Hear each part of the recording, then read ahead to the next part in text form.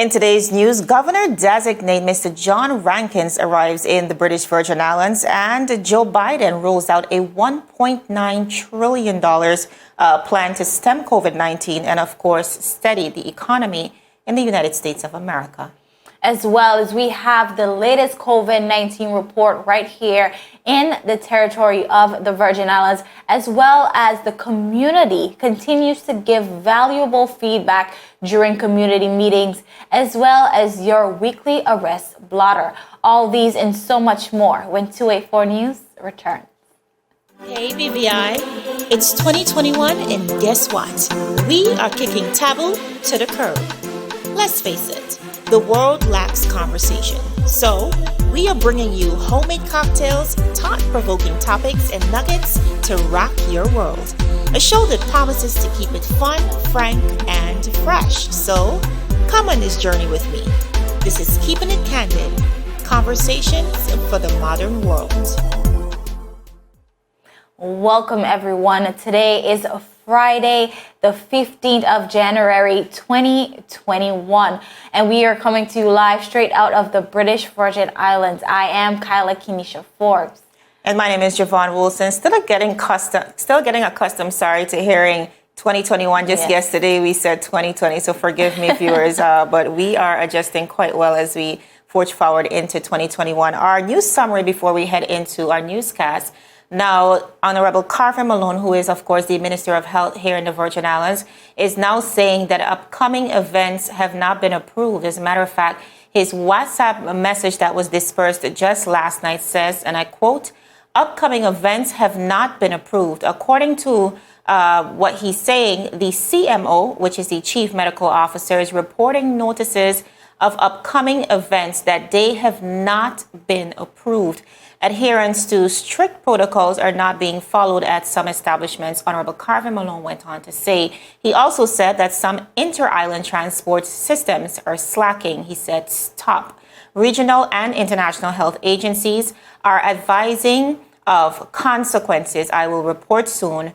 This will pass. Vigilance. Honorable Carver Malone ended it. So here we see a very vivid reminder from Honorable Carver Malone. We have been seeing lots of flyers, Kyla, lots of events on the horizons. Here we see the Honorable Minister saying that the CMO, which is Dr. Ronald George, is acknowledging that many of these events have not received the approval that they need to move forward with the relative events. And Javon, in speaking to the CMO, Dr. Georges, just today, he was explaining that the environmental health is now looking into these flyers. Of course, they are looking out on social media. The ministry is looking on social media and seeing all these flyers advertising for parties and so on, knowingly that they are not approved by the ministry. I think persons need to remember the protocols that are in place, the amount of persons that are allowed to be in a place at a time, and to know that they have to get that necessary approval from the environmental health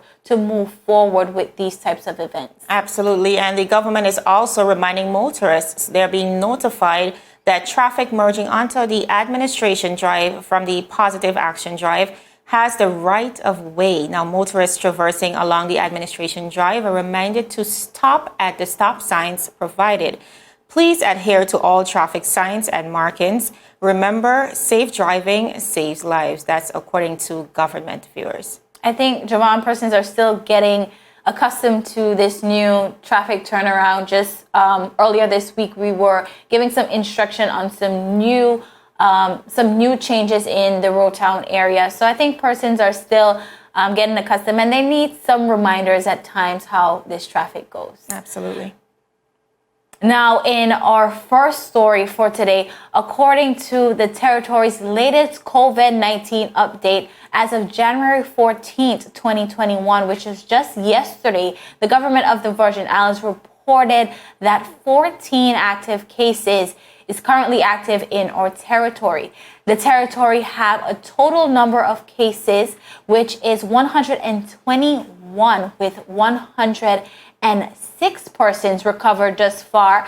0 persons are currently hospitalized, and 1 death in our territory due to COVID-19. Now we see where Virgin Gorda houses most of the territory's cases, with 10 recorded COVID-19 cases, Tortola with 4 cases, and our 2 other sister islands such as Josephine Dyke and Anegada remain without any reported cases of COVID-19. There are also no recorded cases on vessels that are out at sea at this time. Now, the latest report brings the total number of samples to 16,648 from 16,634 persons who have tested at the Dr. D. Orlando Smith Hospital. So that is just a quick update on COVID-19. I think sometimes we forget, but this is just a quick reminder as to what we're dealing with in our territory thus far. And viewers, as we move along, the governor-designate, Mr. John Rankin, CMG, arrived in the territory yesterday, January 14th. Mr. Rankin will be sworn in as the 15th governor of the Virgin Islands, subsequent to the completion of the required 14-day quarantine. Now, upon announcement of his appointment last year, Mr. Rankin said that while 2020 was a challenging year, he was looking forward to the opportunity to partner with the government and the people of the Virgin Islands. Mr. Rankin said, and I quote, "The people of the Virgin Islands have shown great strength and spirit in meeting those challenges, and I promise to do all I can to support the building of further resilience against the risk of natural disasters. I look forward to contributing to life on the islands and to carrying out my responsibilities under the Constitution in the areas of external affairs, security, and good governance in service to the people of the Virgin Islands." End of quote. Now, viewers, Mr. Rankin has more than 30 years experience in the public service, with his most recent post serving as the governor of Bermuda. Mr. Rankin holds a degree in Scots law from the University of Glasgow and a master's degree in international law from McGill University in Montreal, Canada. Now, prior to joining the Foreign and Commonwealth Office, he qualified and practiced as a solicitor in Scotland and was a lecturer in public law at the University of Aberdeen. Now, viewers, we do know it's really a bittersweet moment for us here in the Virgin Islands as we bid farewell to our governor, current governor, Governor J.U. Jaspert, who we've come to know for 2 terms. He has gone through the good and the bad with the BVI. I think he came into office right before the atrocities of 2017, that is Hurricanes Irma and Maria. So really has traveled with us through several phases here in the BVI. So it's really sad to see him go, especially since I think by now we do consider him family. Absolutely. He has really blended into the community. But with equal excitement are we here welcoming our new governor, Mr. John Rankin. We were told today as soon as he's able to wrap up his 14-day quarantine, he'll be hearing, you guys will be hearing from him here at 284 Media. So we're so excited about that. And we want to wish him all the best as he heads into this new venture. Definitely all the best, Siobhan. As you said, Governor Jaspert came to the BVI right before the 2017 hurricanes. And here we see Mr. Rankin coming in the midst of COVID-19. And I think that really just lends a reminder to the type of leadership that is needed from our governors. But we do wish him all the best, and definitely a kind farewell to Governor Jaspert. As you said, he's been here for the good and the bad, the happy and the sad, and we do want to wish him all the best. Now, viewers, still ahead, the 2021 law year is open virtually right here in the BVI, as well as our BVI community continues to give their valuable contribution at these community meetings that the government is holding all week. Now, viewers, you don't want to miss this. This is 284 News, and we'll be right back. The wind! Oh! What the hell? I'm freaking out!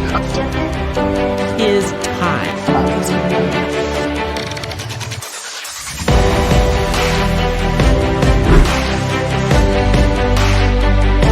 284 News.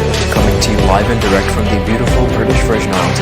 What's poppin', what's really good, what's happening, what's up? Davis has won it for the Lakers!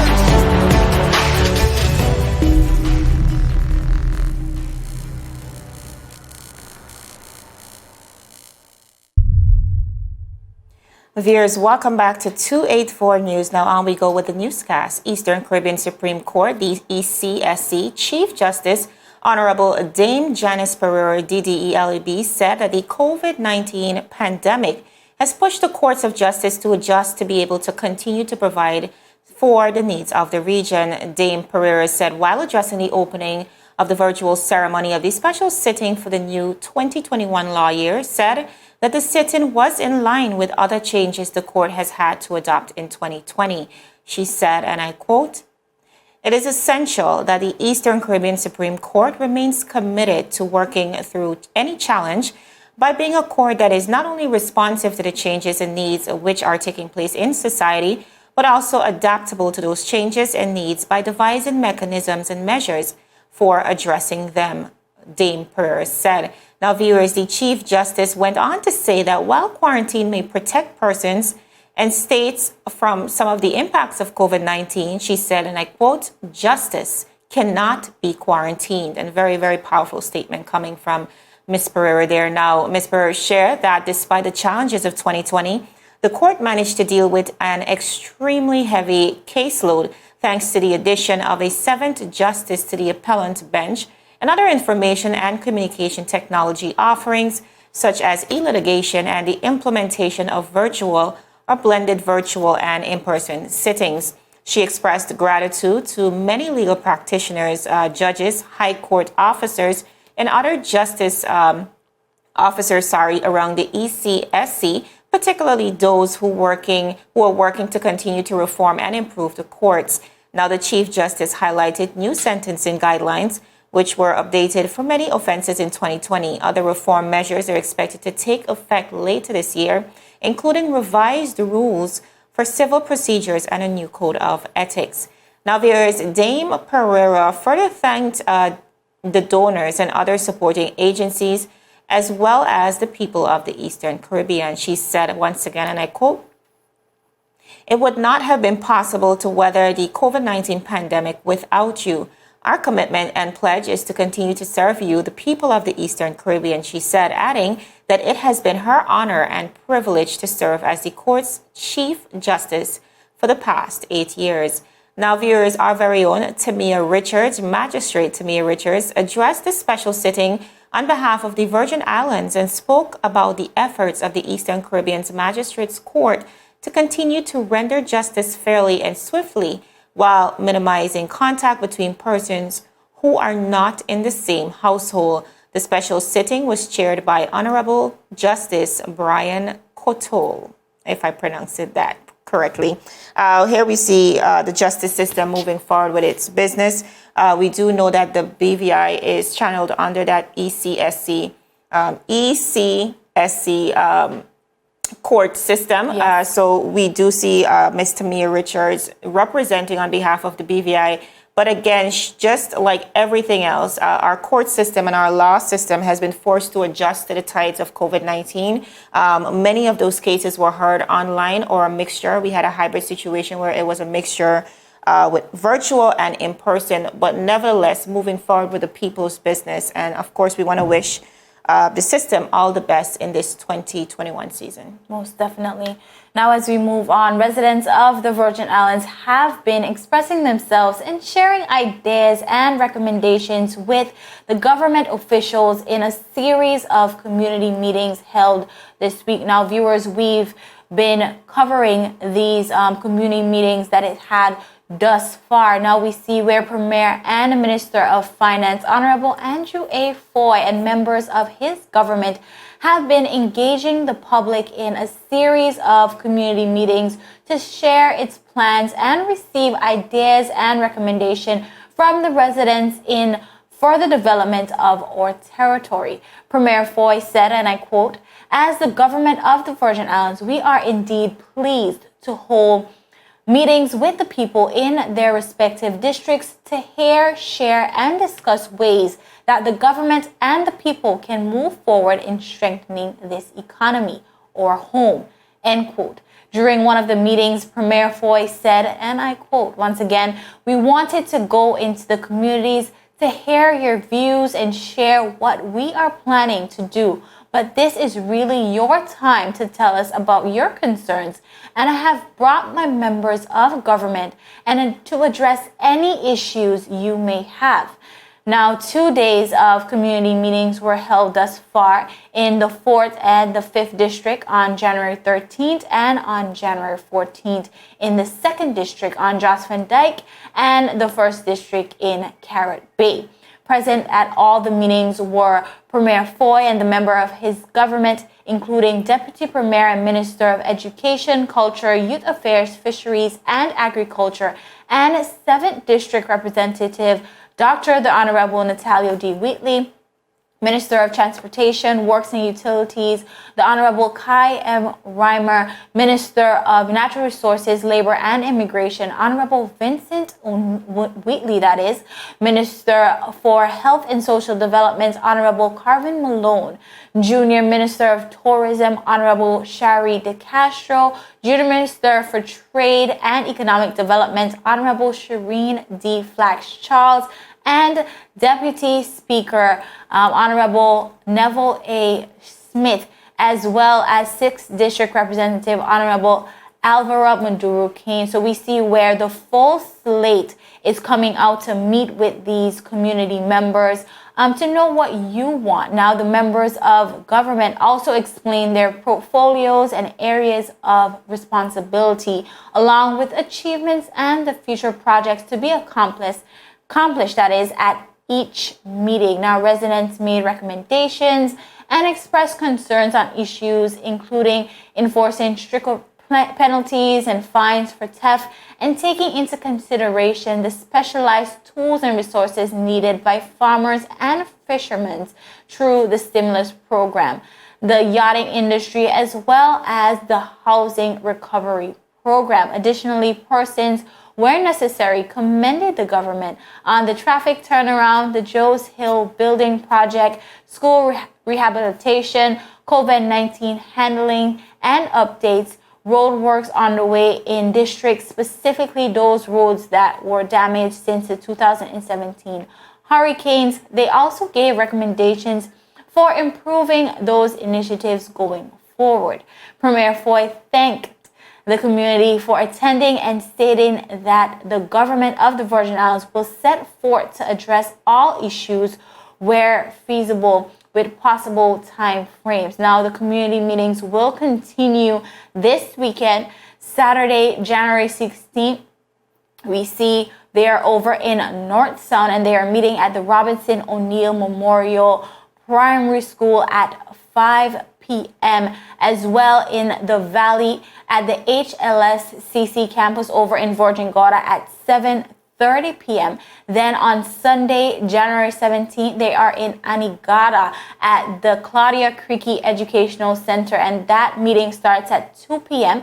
And there's a series of those meetings going on for quite some time. So viewers, you should definitely look out for which date they will be in your district. I think it's very important, being the time that we are in Javon, to really have that voice from the people. I think we're all going through it, and I'm very happy to see the Foy-led government going out to the people and hearing what they want and what they need in these times. Absolutely. Not only for or respective to the COVID-19 pandemic, but the government is also in the plan of developing a national sustainable development plan that will really guide the economy of the BVI for the next few years. So it's very important as well to gain the public's input.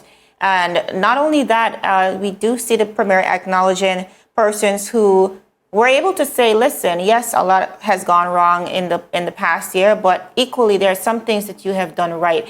And as everything else, and as everyone else, the government too needs that level of support. So viewers, as much as you can, like Kyla said, whenever the government is in your area, please be sure to reach out. I mean, the concerns when we attend these meetings are so vast. Persons come up, they share testimonies. So there's a lot of information to go around, and you just never know what you can contribute to that conversation. So viewers, again, you are encouraged to come out and consult with the government of the Virgin Islands. Now, still ahead, Joe Biden unveiled a $1.9 trillion plan to stem COVID-19 and steady the U.S. economy. Lots of information in this article that you definitely do not want to miss. So stick with us. You're watching 284 News. Is business slow? Cash flow down? Hosting an upcoming event? We can help. Advertise with 284 Media and take your business or event to the next level by enhancing your present marketing and messaging strategies. Allow our team of experts to create a personalized ad that sets your business apart from all the rest. This could be your business or event. So, what are you waiting for? Contact our marketing team at 284media at cctbvi.com. Advertising with us works. Father Jesus, that line here long like church service. Alright, do enjoy the rest of it then. Next customer line, please. Wait, hold on a second. Yes, Sonny boy, come, yes, Sonny. Good morning. Good morning, Sonny boy. Hold on there. You must have cut front of people. It's okay. I'll take care of it. What? No man to take care of me. How may I assist you? Yes. You want top of power? You want top of power? Join the prepaid party with CCT and enjoy more affordable data plans, more top-up promotions, more savings with hero bundles, and more value for your money each and every Tuesday with Top Up Turn Up Tuesday. Visit a CCT store today or anywhere CCT Top Up is sold and top up your phone. 5, 10, 15, 20, 25, 30. You want top of power? Viewers, welcome back to 284 News. Now, President-elect Joe Biden unveiled a $1.9 trillion coronavirus plan yesterday, Thursday, to end what he is calling a crisis of deep human suffering by speeding up vaccines and pumping out financial help to those struggling with the pandemic's prolonged economic fallout. Now called the, quote, American Rescue Plan, the legislative proposal would meet Biden's goal of administering 100 million vaccines by the 100th day of his administration and advance his objective of reopening most schools by the spring. Now, on a parallel track, it delivers another round of aid to stabilize the economy, while the public health effort seeks the upper hand on the pandemic. Now, Joe Biden said, and I quote, "We not only have an economic imperative to act now, I believe we have a moral obligation," he said in a nationwide address. At the same time, he acknowledged that his plan does not come cheaply. Biden proposed a $1,400 check for most Americans, which on top of the $600 provided in the most recent COVID-19 bill would bring the total to $2,000 that Biden has called for. Now, this would extend a temporary boost in unemployment benefits and a moratorium on evictions and foreclosures throughout September. Now, and it shoehorns, in long-term Democratic policy aims such as increasing the minimum wage to $15 an hour, expanding paid leave for workers, and of course, increasing tax credits for families with children. The last item would make it easier for women to go back to work, which in turn would help the economy to recover faster. Now, Biden's relief bill would be paid for with borrowed money, adding to trillions in debt the government has already incurred to confront the pandemic. Aides said that Biden will make the case that the additional spending and borrowing is necessary to prevent the economy from sliding into an even deeper hole. Now, viewers, interest rates are very low, making debt even more manageable. Kind of like Joe Biden said, the crisis of deep suffering is in plain sight. And I think Joe Biden is quickly realizing that there is no time to waste. He has to act, and he really has to act now. Even though the U.S. has taken possibly, I think, the biggest hit from coronavirus, I still think that they are, as a nation, maybe in the position where they're most equipped to recover and to bounce back. But even with all of those resources, we're seeing that it's still going to take some time. But definitely a very ambitious rollout plan, $1.9 trillion. Clearly that money will be borrowed, but the focus here is to see the economy bounce back, according to Biden. I think with the hit that most countries, all countries have had due to COVID-19, it will take substantial interjection such as this $1.9 trillion. Of course, all countries would not be able to interject that kind of capital into their economy, but it's definitely needed as persons are struggling due to COVID-19. Now, viewers, we have your weekly arrest blotter from the Royal Virgin Islands Police Force, and this is dated from January 3rd to January 9th. Now, police arrested and charged Daryl Thomas, 37, of Major Bay, Easton, of assault occasioning actual bodily harm.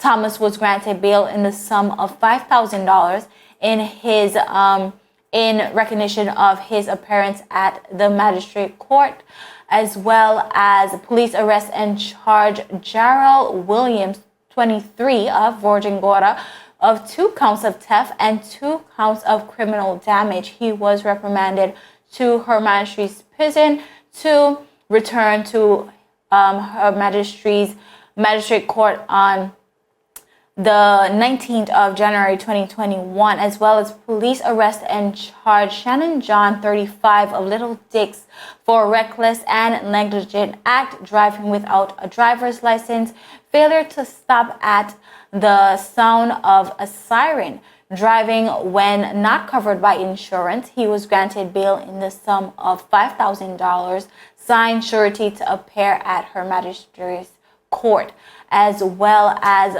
police arrested and charged Kamal Harrigan, 22, of Longbush, for unlawful possession of a controlled drug. He was granted bail in the sum of $5,000 with 1 signed surety to appear at Her Magistrate's court, as well as police arrested and charged Dylan Mills, 37, of Huntington for unlawful possession of a controlled drug. He was granted bail in the sum of $5,000 with a signed surety to appear upon the court. Now, police arrest and charge Anton George, 26, of Long Look, for handling stolen goods. He was granted bail in the amount of $10,000 with 1 signed surety to appear before the courts.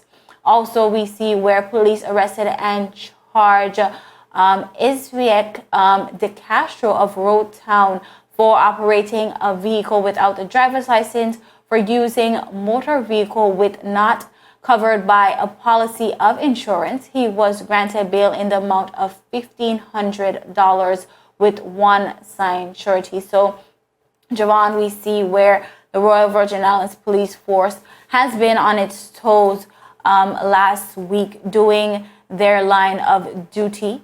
But yeah, that is it. That is it for today's news roundup. You can catch our daily news updates over the weekend at 284media.com and like us on Facebook at 284media and 284BVI on Instagram as well as Twitter. I am Kyla Kenesha Forbes. And viewers, just before we go, I just want to remind you, the Wave of Art event is actually happening tomorrow, being hosted, of course, by the Rice Foundation. Mr. Javon Klein, the brainchild behind not only this foundation that continues to lend to the community, but also this event that really celebrates and supports the art culture here in the Virgin Islands. So viewers, you can come out, you can be a part of the event. It's going to be for the very first time. It's going to be hosted at Loose Mongoose, 7 p.m. sharp. So you want to come out and not only show your support to artists, but really come out with your monies and your masks to bid on the beautiful pieces that will be displayed tomorrow at Loose Mongoose. So please come out, join us. We'll be seeing you there. Outside of that, you can check us out on Instagram and Twitter. Of course, you can join us again on Monday, where we will be delivering another dose of local, regional, and international content. But for now, we are going to say happy weekend. Whatever you do, make sure you stay safe and have a good one. Thank you so much for joining us. Take care. Bye.